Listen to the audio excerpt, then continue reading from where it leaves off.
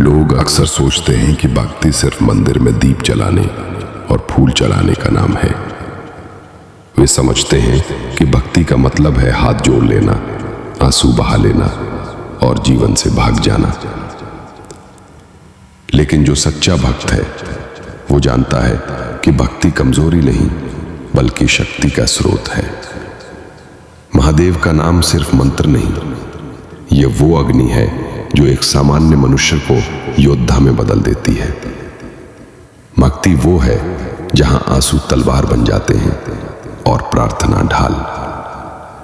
भक्ति वही है जहां झुकना सीखकर इंसान उठना सीखता है। और याद रख, जिसने सच्चे मन से महादेव का ध्यान किया उसके भीतर ऐसा शौर्य जागता है जिसे देख स्वयं मृत्यु भी पीछे हट जाती है। शिव भक्ति का असली रूप है निर्भयता।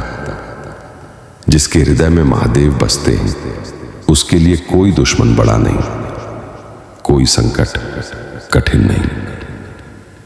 भक्ति तेरे भीतर की जंजीरों को तोड़ देती है। भक्ति तुझे ये समझाती है कि डर का वजूद सिर्फ तेरे मन में है।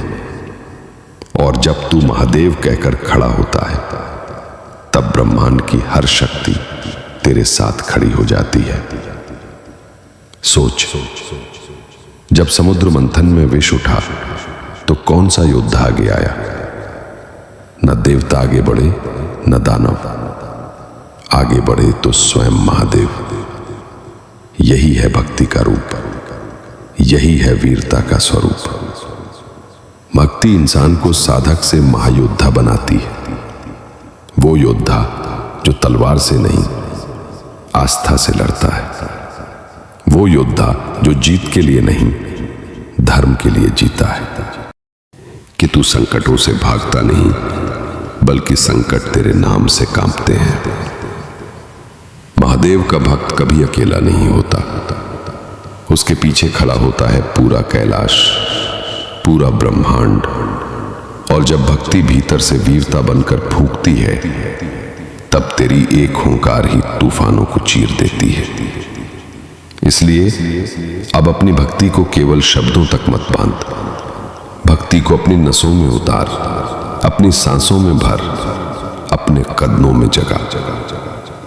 जब तू हर हर महादेव कहकर खड़ा होगा तो तेरे भीतर का डर, तेरी हार और तेरी कमजोरी खुद राख हो जाएगी।